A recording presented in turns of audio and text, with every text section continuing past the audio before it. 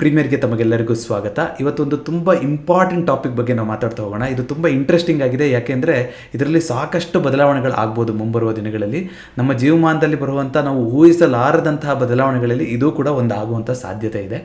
ಅದೇ ನೀವು ಆಲ್ರೆಡಿ ಕೇಳ್ತಾ ಇರುವಂಥ ಸುದ್ದಿ CBDC ಅಂದರೆ ಏನು ಅಂದರೆ ನೋಡಿ, ಸೆಂಟ್ರಲ್ ಬ್ಯಾಕ್ಡ್ ಡಿಜಿಟಲ್ ಕರೆನ್ಸಿ ಅಂತ. ಅಂದರೆ RBIನಿಂದ ಒಂದು ಸಾವರಿನ್ ಬ್ಯಾಂಕಿಂಗ್ ಇರುವಂತಹ ಒಂದು ಹೊಸ ಮಾದರಿಯ ಕರೆನ್ಸಿ ಇರುವಂಥ ಕರೆನ್ಸಿನೇ ಅದರ ಹೊಸ ರೀತಿಯಲ್ಲಿ ಬರ್ತಾ ಇದೆ, ಡಿಜಿಟಲ್ ರೂಪದಲ್ಲಿ ಬರ್ತಾ ಇದೆ. ಇದನ್ನು ನಾವು CBDC ಅಂತೀವಿ. ಇದು ಹೇಗೆ ನಿಮ್ಮದು ಕ್ಯಾಶ್ ಇದೆಯೋ ಇವಾಗ, ಅದೇ ಥರ ಇದು ಕೂಡ ಒಂದು ಲೀಗಲ್ ಟೆಂಡರ್ ಆಗಿರುತ್ತೆ. ನೋಡಿ, ಲೀಗಲ್ ಟೆಂಡರ್ ಅಂತ ಯಾಕೆ ಹೇಳ್ತಾ ಇದ್ದೀನಿ ಅಂದರೆ, ಇಲ್ಲಿ ನೀವು ಯಾವುದೇ ಒಂದು ನೋಟ್ ತೆಗೆದು ನೋಡಿ, 50 ರೂಪಾಯಿದು 500 ರೂಪಾಯಿದು ಯಾವುದಾದ್ರೂ, ಅದರಲ್ಲಿ ಒಂದು ಸ್ಟೇಟ್ಮೆಂಟ್ ಇರುತ್ತೆ. RBI ಗವರ್ನರ್ ಒಂದು ಸೈನ್ ಮಾಡಿರೋಂಥ ಒಂದು ಸ್ಟೇಟ್ಮೆಂಟ್ ಇರುತ್ತೆ. I promise to pay the bearer the sum of ಯಾವ ರೂಪಾಯಿ ನೋಟ್ ಇಟ್ಕೊಂಡಿರ್ತೀರೋ ಅದು ಅಷ್ಟು ನೋಟಿನ ದುಡ್ಡು ಅಂತ. ಅಂದರೆ RBIನಿಂದ ಅವರು ಪ್ರಾಮಿಸ್ ಮಾಡ್ತಾ ಇದ್ದಾರೆ ನಿಮಗೆ, ನೀವು ಏನೇ ವಹಿವಾಟು ಮಾಡಿ ದೇಶದಲ್ಲಿ ಅದಕ್ಕೆ ಇದು ಲೀಗಲ್ಲಾಗಿ ಒಂದು ಟೆಂಡರ್ ಆಗಿ ನಿಲ್ಲುತ್ತೆ ಈ ಕರೆನ್ಸಿ ಅಂತ. ಅದೇ ರೂಲ್ಸು CBDCಗೂ ಕೂಡ ಅಪ್ಲೈ ಆಗುತ್ತೆ. ಆದರೆ ನೀವು ಇದರಲ್ಲಿ ಎಲ್ಲ ಕಡೆ ಇವಾಗ ಟೋಕನ್ ಅಂತ ಕೇಳ್ತಾ ಇದ್ದೀರಾ. ಇದು ಟೋಕನ್ ಥರನೇ ಬರುತ್ತಾ, ಯಾವ ರೀತಿ ಆಗುತ್ತೆ ಅನ್ನೋದು ಇನ್ನೂ ಕನ್ಫರ್ಮ್ ಆಗಿಲ್ಲ. ನೋಡೋಣ ಯಾವ ರೀತಿ ಆಗ್ತಾ ಹೋಗುತ್ತೆ ಅಂತ. ಟೋಕನ್ ಥರನೇ ಆದರೆ ಈಗಿರೋ ಏನು ಕ್ರಿಪ್ಟೋ ಕರೆನ್ಸಿಗಳಿದೆ ಅದೇ ರೀತಿ ಆಗಿ ಹೋಗುತ್ತಾ ಅಂತಲೂ ಮಾತುಕತೆಗಳಿದೆ. ಒಂದೊಂದಾಗೆ ನಾನು ತಿಳಿಸ್ತಾ ಹೋಗ್ತೀನಿ.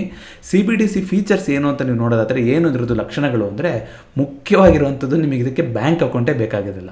ಬ್ಯಾಂಕ್ ಅಕೌಂಟ್ ಇಲ್ದಲೇ ನೀವು ಟ್ರಾನ್ಸಾಕ್ಷನ್ಗಳನ್ನು ಮಾಡ್ಬೋದು, ಹಣನ ಒಬ್ಬರಿಂದ ಇನ್ನೊಬ್ಬರಿಗೆ ಕಳಿಸ್ಕೋಬೋದು ಅಂತ. ಅದಕ್ಕೆ ನಾನು ಹೇಳಿದ್ದು, ಊಹಿಸಲಿಕ್ಕೆ ಸಾಧ್ಯ ಆಗದಲೇ ಇರುವಂಥ ಒಂದು ದೊಡ್ಡ ಬದಲಾವಣೆ ಆಗ್ಬೋದು ಇದು ಮುಂಬರುವ ದಿನಗಳಲ್ಲಿ ಅಂತ. ಸೊ ಇದಕ್ಕೆ ಸದ್ಯದಲ್ಲಿ ಇವಾಗ ರೀಟೇಲ್ ಮತ್ತು ಹೋಲ್ಸೇಲ್ ಅಂತ ಎರಡು ಥರ ಬರ್ತಾ ಇದೆ. ಸೊ ರೀಟೇಲ್ ಮಾರ್ಕೆಟಲ್ಲಿ ನೀವು ಏನು ಮಾಮೂಲಿ ಟ್ರಾನ್ಸಾಕ್ಷನ್ ಯೂಸ್ ಮಾಡ್ತಾ ಇದ್ವಿ ಅದೇ ರೀತಿ ಯೂಸ್ ಮಾಡುವಂಥದ್ದು. ಇನ್ನೊಂದು ಮರ್ಚೆಂಟ್ ಪೇಮೆಂಟ್ಸಿಗೆ ಅಂತ ಅದು ಒಂದು ಪ್ಲ್ಯಾನ್ ಮಾಡ್ತಾ ಇದ್ದಾರೆ. ಈ ರೀತಿಯಾಗಿರುತ್ತೆ ಇದರಲ್ಲಿ. ಹಾಗಾಗಿ ಇದರಲ್ಲಿ ಟ್ರಾನ್ಸಾಕ್ಷನ್ ಕಾಸ್ಟ್ ಮತ್ತು ಇಶ್ಯೂ ಮಾಡೋಕ್ಕಿರುವಂಥ ಕಾಸ್ಟ್ ಕೂಡ ತುಂಬ ಕಮ್ಮಿ ಇರುತ್ತೆ, ಮತ್ತು ಸೆಟಲ್ಮೆಂಟ್ ರಿಸ್ಕ್ಗಳು ಕೂಡ ಕಮ್ಮಿ ಇರುತ್ತೆ. ಅದೊಂದೊಂದನ್ನು ನಾನು ಡೀಟೇಲಾಗಿ ತೋರಿಸ್ತಾ ಹೋಗ್ತೀನಿ. ಸೇಮ್ ಆ್ಯಸ್ UPIನ ಅಂತ ಕೆಲವ್ರದ್ದು ಕ್ವಶನ್ ಇದೆ. UPI ನಾವು ಆಲ್ರೆಡಿ ಈ ರೀತಿ ಸ್ಕ್ಯಾನ್ ಮಾಡಿಬಿಟ್ಟು ಮಾಡ್ತಾ ಇದ್ದೀವಲ್ಲ. ಇಲ್ಲಿ ನೋಡಿ, ಇಲ್ಲಿ ಆಲ್ರೆಡಿ ಮುಂಬೈಯಲ್ಲಿ, ಬೆಂಗಳೂರಲ್ಲಿ, ಭುವನೇಶ್ವರಲ್ಲಿ ಮತ್ತು ಡೆಲ್ಲಿನಲ್ಲಿ 4 ಕಡೆ ಶುರು ಮಾಡಿದ್ದಾರೆ ಪ್ರಾಯೋಗಿಕವಾಗಿ. ಪೈಲಟ್ ಪ್ರಾಜೆಕ್ಟು ಡಿಸೆಂಬರ್ 1ರಿಂದ ಶುರುವಾಗಿದೆ. ಈ ರೀತಿ ಒಂದು QR ಕೋಡ್ನ ಆಲ್ರೆಡಿ ಯಾರ ಹತ್ರ ಡಿಜಿಟಲ್ ಲೆಡ್ಜರ್ ಇತ್ತೋ ಅವರು ಆಲ್ರೆಡಿ ಯೂಸ್ ಮಾಡ್ತಾ ಇದ್ದಾರೆ, ಒಂದು ಸ್ಮಾಲ್ ಗ್ರೂಪ್ ಆಫ್ ಪೀಪಲ್ಲು. ಮುಂಬರೋ ದಿನಗಳಲ್ಲಿ ನಮ್ಮ ನೀವು ಥರದವ್ರು ಯಾರು ಬೇಕಾದ್ರೂ ಬ್ಯಾಂಕ್ ಮೂಲಕ ಅದನ್ನು ನಾವು ತೊಗೋಬೋದು. ಒಂದು ಡಿಜಿಟಲ್ ಲೆಡ್ಜರ್ನ ತೊಗೊಂಡು ನಾವು ಕೂಡ ಟ್ರಾನ್ಸಾಕ್ಷನ್ ಮಾಡ್ಕೋಬೋದು. ಹೇಗೆ ನಾವು ಗೂಗಲ್ ಪೇ, ಫೋನ್ಪೇ, ಪೇಟಿಎಮ್ಗೆ ಸ್ಕ್ಯಾನ್ ಮಾಡ್ತಿದ್ವೋ ಅದೇ ರೀತಿ ಸ್ಕ್ಯಾನ್ ಮಾಡಿ ಅಕ್ಸೆಪ್ಟ್ ಮಾಡೋರಿದ್ದರೆ ನಾವು ಅಲ್ಲಿ ಪೇಮೆಂಟ್ಗಳನ್ನು ಮಾಡ್ಬೋದು. ಹಾಗಾದರೆ ಇದು UPIಗೂ ಇದಕ್ಕೂ ಎರಡು ಒಂದೇ ಆಯ್ತಲ್ಲ ಅಂದರೆ ನೋಡಿ, ಆ ರೀತಿ ಇಲ್ಲ. ಮೇನ್ ಡಿಫ್ರೆನ್ಸ್ ಇರೋದೇ ಇಲ್ಲಿ ಅಂಡರ್ಲೈನ್ ಬ್ಯಾಂಕೇ ಇಲ್ಲ ಅಲ್ವಾ. ನಿಮಗೆ ಬೇರೆ ಕಡೆ ಎಲ್ಲ ನೀವು UPI ID ಅಂತ ಕ್ರಿಯೇಟ್ ಮಾಡಿದ್ರು ಅದರ ಹಿಂಭಾಗದಲ್ಲಿ ಒಂದು ಬ್ಯಾಂಕ್ ಅಕೌಂಟ್ ಇರುತ್ತೆ.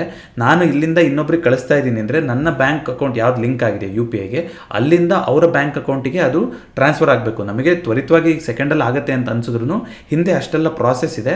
ಕೆಲವೊಂದು ಸಲ ನಿಮಗೆ ಸೆಟಲ್ಮೆಂಟ್ ಆಗದಲ್ಲೇ ಅಲ್ಲಿ ಟ್ರಾನ್ಸಾಕ್ಷನ್ ಫೇಲ್ಡ್ ಅಂತನೋ ಅಥವಾ ಪೆಂಡಿಂಗ್ ಅನ್ನೋದನ್ನು ನೀವು ನೋಡ್ತಾ ಇರ್ತೀರಾ. ಸೊ ಆ ಸೆಟಲ್ಮೆಂಟ್ ರಿಸ್ಕ್ ಇರುತ್ತೆ. ಯಾವುದೋ ಒಂದು ಬ್ಯಾಂಕ್ ದಿವಾಳಿ ಆಗೋಯ್ತು, ಬ್ಯಾಂಕ್ರಪ್ಸಿ ಆಗೋಯ್ತು ಅಂತಂದರೆ ಸೆಟಲ್ಮೆಂಟ್ ಆಗದಲ್ಲೇ ಇರ್ಬೋದು. ಸ್ಕ್ಯಾಮ್ 1992 ನೋಡಿದ್ದೀರಾ ಅನ್ಕೊತೀನಿ. ಸೊ ಹಾಗಾಗಿ UPI ಥರ ಅಲ್ಲ ಇದು. ಟ್ರಾನ್ಸಾಕ್ಷನ್ ಕಾಸ್ಟ್ ಅನ್ನೋದೇ ಇರೋದಿಲ್ಲ, ಯಾಕೆಂದರೆ RBI ಜವಾಬ್ದಾರಿ ಅಂತ ನಾನು ಹೇಳಿದೆ ಅಲ್ವಾ.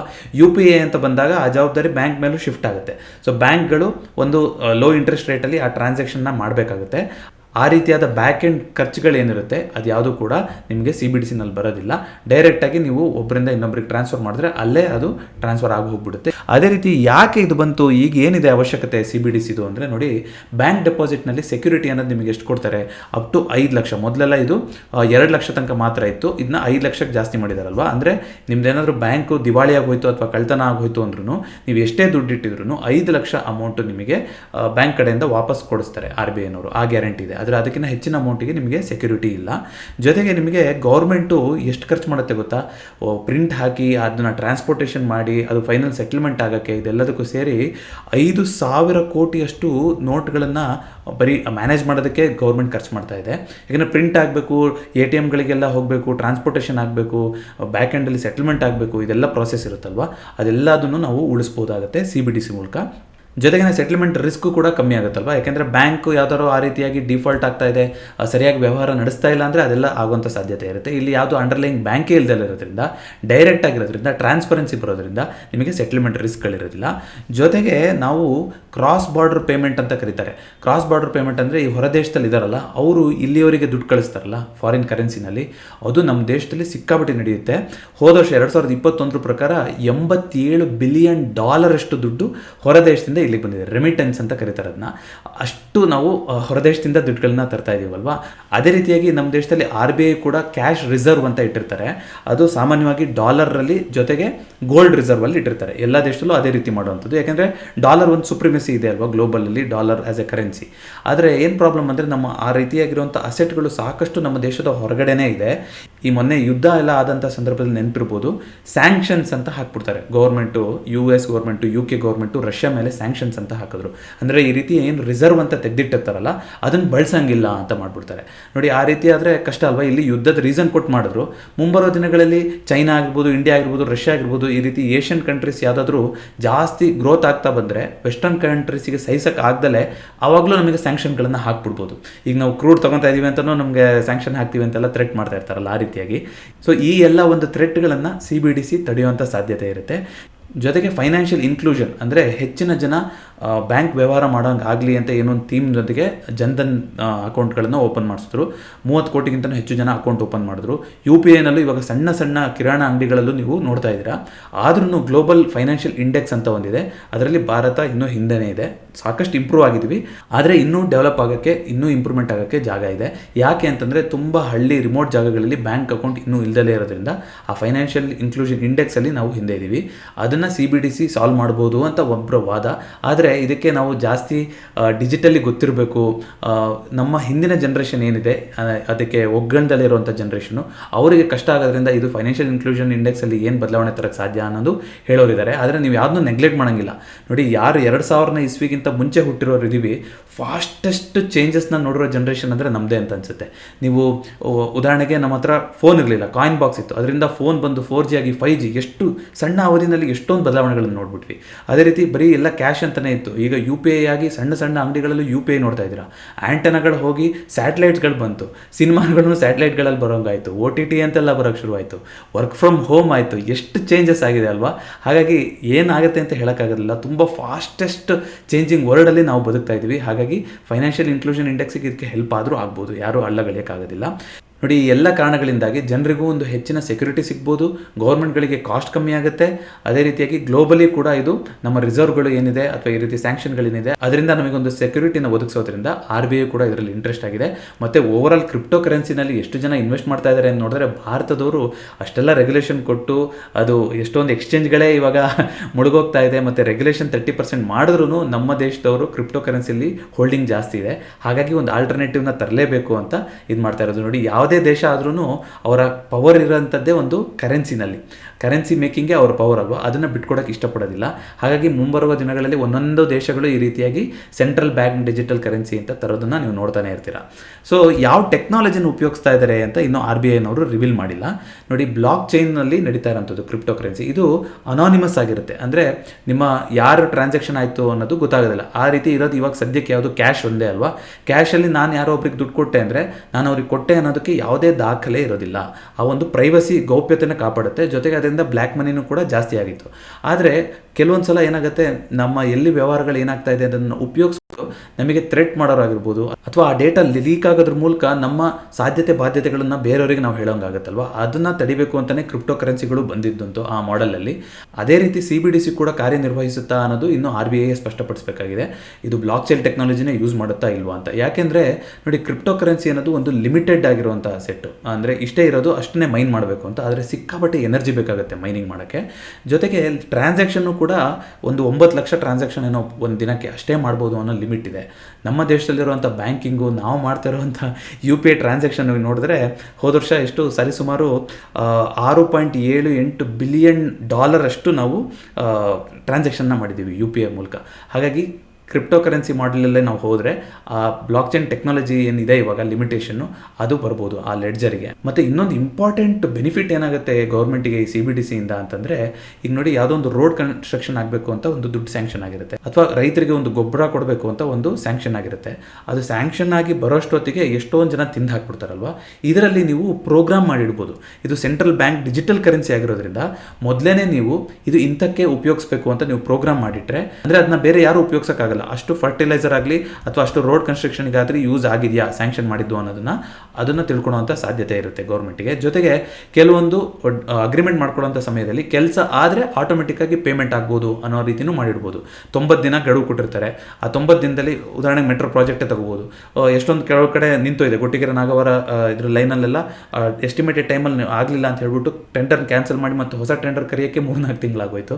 ಸೊ ಈ ಥರದ್ದಲ್ಲೆಲ್ಲ ಒಂದು ಟೈಟ್ ಬೌಂಡ್ ಆಗಿರುವಂಥ ಸಂದರ್ಭದಲ್ಲಿ ನೋಡಿ, ಇದನ್ನು ನೀವು ಮುಗಿಸ್ಕೊಟ್ರೆ ನಾವು ಇದನ್ನ ಪೇಮೆಂಟ್ ಅಂತ ಆ ರೀತಿ ಪ್ರೋಗ್ರಾಮ್ ಮಾಡಿಡ್ಬೋದು. ಈ ರೀತಿ ಎಲ್ಲ ಅಡ್ವಾಂಟೇಜಸ್ಸು ಕೂಡ CBDC ಇರೋದ್ರಿಂದ ಇದು ಕಸ್ಟಮರ್ಗಳಿಗೂ ಅಂದರೆ ನಾವು ಆ್ಯಸ್ ಎ ಕನ್ಸ್ಯೂಮರ್ ನಮಗೂ ಹೆಲ್ಪ್ ಆಗುತ್ತೆ, ಬ್ಯಾಂಕ್ಗಳಿಗೂ ಹೆಲ್ಪ್ ಆಗುತ್ತೆ, ಗೌರ್ಮೆಂಟ್ಗೂ ಕೂಡ ಖಂಡಿತ ಹೆಲ್ಪ್ ಆಗುತ್ತೆ. ಸೊ ಟೆಕ್ನಾಲಜಿ ವಿಚಾರದಲ್ಲಿ ಇದು ಇನ್ನೂ ಯಾವ ರೀತಿ ಮಾಡ್ತಾರೆ ಅಂತ ನೋಡಬೇಕು. ಮತ್ತು ನೋಡಿ, ಯಾವುದನ್ನು ಈಗಿರೋ ಎಕ್ಸಿಸ್ಟಿಂಗ್ ಸಿಸ್ಟಮ್ನ ಡಿಸ್ರಪ್ಟ್ ಮಾಡೋ ರೀತಿ ಗೌರ್ಮೆಂಟ್ ತರಕ್ಕೆ ಇಷ್ಟಪಡೋದಿಲ್ಲ. ಯಾಕೆ ಇದನ್ನು ಹೇಳ್ತಾ ಇದ್ದೀನಿ ಅಂತಂದರೆ, ಸೆಂಟ್ರಲ್ ಬ್ಯಾಂಕ್ ಡಿಜಿಟಲ್ ಕರೆನ್ಸಿಗೂ ಕೂಡ ಇಂಟ್ರೆಸ್ಟ್ ಕೊಡ್ತಾರಾ? ನಾವು ಕ್ಯಾಶನ್ನು ಸೇವಿಂಗ್ಸ್ ಬ್ಯಾಂಕಲ್ಲಿ ಇಟ್ಟರೆ ಇಂಟ್ರೆಸ್ಟ್ ಕೊಡ್ತಾ ಇದ್ದಾರಲ್ಲ RBI ಅವರು, ಅದೇ ರೀತಿ ಇದಕ್ಕೂ ಕೊಡ್ತಾರಾ ಅಂತಂದರೆ ನೋಡಿ, ಮೋಸ್ಟ್ಲಿ ನನ್ನ ಪ್ರಕಾರ ಕೊಡೋದಿಲ್ಲ ಅಂತ. ಯಾಕೆಂದರೆ ಎಲ್ಲರೂ ಅವಾಗ ಇದರಿಂದ ತೆಗೆದು ಅದಕ್ಕೆ ಶಿಫ್ಟ್ ಆಗಿಬಿಟ್ರೆ ಯಾರೂ ಬ್ಯಾಂಕಿನ ಸಿಸ್ಟಮ್ ಮೇಲೆ ಡಿಪೆಂಡ್ ಆಗಲಿಲ್ಲ ಅಂದರೆ ಬ್ಯಾಂಕ್ಗಳೆಲ್ಲ ಕೊಲಾಪ್ಸ್ ಆಗೋಗ್ಬಿಡುತ್ತಲ್ವ, ಇಂಟ್ರೆಸ್ಟ್ ರೇಟ್ಗಳು ಎಲ್ಲ ಅಲ್ಲೋಲ ಕಲ್ಲೋಲ ಆಗೋಗ್ಬಿಡುತ್ತೆ. ಹಾಗಾಗಿ ಏನಾದರೂ ಒಂದು ಅಪ್ಪರ್ ಹ್ಯಾಂಡ್ ಇರಲೇಬೇಕಾಗುತ್ತೆ ಬ್ಯಾಂಕಿಂಗಿಗೆ. ಹಾಗಾಗಿ ನನ್ನ ಪ್ರಕಾರ ಇಂಟ್ರೆಸ್ಟ್ ಅಂತ ಏನು ನಿಮಗೆ ಸಿಗೋದಿಲ್ಲ. ಜಸ್ಟ್ ಕರೆಂಟ್ ಅಕೌಂಟಲ್ಲಿ ಇಟ್ಟರೆ ನಾವು ಯಾವ ರೀತಿ ದುಡ್ಡು ಇರುತ್ತೋ ಆ ರೀತಿ ಇರುತ್ತೆ. ಆದರೆ ನೀವು ಯಾವುದೇ ಕ್ಷಣದಲ್ಲಿ ನಿಮ್ಮ ಬ್ಯಾಂಕಲ್ಲಿರೋ ದುಡ್ಡಿಗೆ ಮತ್ತು ಈ ಟೋಕನ್ ರೀತಿ ಬಂದರೆ ಅದಕ್ಕೆ ನೀವು ಎಕ್ಸ್ಚೇಂಜ್ ಮಾಡ್ತಾರೆ ಇರುತ್ತೆ. ಅಂದರೆ 1:1 1 ರೂಪಾಯಿ ಅಂದರೆ = 1 ಈ ರೂಪಾಯಿ ಅಂತ, ಈ ರೂಪಿ ಅಂತ ಇರುತ್ತೆ ಸಿಂಬಲ್ಲು. ಸೊ ರುಪಿ ಈ ರೂಪಿನೇ ಆಗಿರುತ್ತೆ. ಆದರೆ ಇಂಟ್ರೆಸ್ಟ್ ಯಾವ ರೀತಿ ರೂಪಿನಲ್ಲಿ ಸಿಗುತ್ತೋ ಸೇವಿಂಗ್ಸ್ ಅಕೌಂಟಿಗೆ, ಈ ರೂಪಿನಲ್ಲಿ ಸಿಗೋ ಸಾಧ್ಯತೆ ತುಂಬ ಕಡಿಮೆ. ನೋಡೋಣ ಯಾವ ರೀತಿ ಇದು ಇನ್ನೂ ತುಂಬ ಎವಾಲ್ವ್ ಆಗ್ತಾನೆ ಹೋಗುತ್ತೆ, ಇದ್ರ ಬಗ್ಗೆ ಸುದ್ದಿ ಬರ್ತಾನೆ ಇರುತ್ತೆ. ಹಾಗಾದರೆ ಏನು ಡಿಸಡ್ವಾಂಟೇಜಸ್ ಆಗ್ಬೋದು ಅಂತ ಅಂದರೆ, ಪೂರ್ತಿ ಅನಾನಿಮಸ್ ಆಗಿರೋದು ಅಲ್ವಾ ಇವಾಗ ಕ್ಯಾಶ್ ಅಂದರೆ, ಅಪರಿಚಿತವಾಗಿ ಯಾರು ಏನು ಅಂತ ಗೊತ್ತೇ ಆಗೋದಿಲ್ಲ. ಆ ರೀತಿ ಆಗ್ದಲೇ ಇರ್ಬೋದು. ಏನೇ ಸೆಂಡರ್ ಯಾರು ರಿಸೀವರ್ ಯಾರು ಅಂತ ಗೊತ್ತಾಗ್ದಲೇ ಇದ್ದರು ಆ ಟ್ರಾನ್ಸಾಕ್ಷನ್ ಹಿಸ್ಟ್ರಿ ಆದರೂ ಗೊತ್ತಾಗುತ್ತೆ. ಹಾಗಾಗಿ ಕಂಪ್ಲೀಟ್ ಪ್ರೈವಸಿ ಅನ್ನೋದು CBDC ಕೂಡ ಸಿಗೋದಿಲ್ಲ. ಅದು ಒಂದು. ಜೊತೆಗೆ ನಿಮಗೆ ಈ ಸೈಬರ್ ಸೆಕ್ಯೂರಿಟಿ ಅಟ್ಯಾಕ್ಸ್ಗಳಾಗ್ತಾ ಇದೆ ಅಲ್ವಾ, ಅದು ಇದರಿಂದ ಹೆಚ್ಚಾಗ್ಬೋದು. ಅಂದರೆ ನಿಮ್ಮ ಐಡೆಂಟಿಟಿನ ರಿವೀಲ್ ಮಾಡಿಬಿಡ್ತೀವಿ ಅಂತ ಪ್ರೈವಸಿ ಥ್ರೆಟ್ಗಳು ಕೂಡ ಬರ್ಬೋದು. ಅದೇ ರೀತಿ ಸೈಬರ್ ಸೆಕ್ಯೂರಿಟಿ ಹ್ಯಾಕ್ ಆಗೋ ಥರದಲ್ಲಿ ಆ ರೀತಿ ಡಿಸಡ್ವಾಂಟೇಜ್ಗಳು ಸಾಧ್ಯತೆ ಕೂಡ ಇದೆ.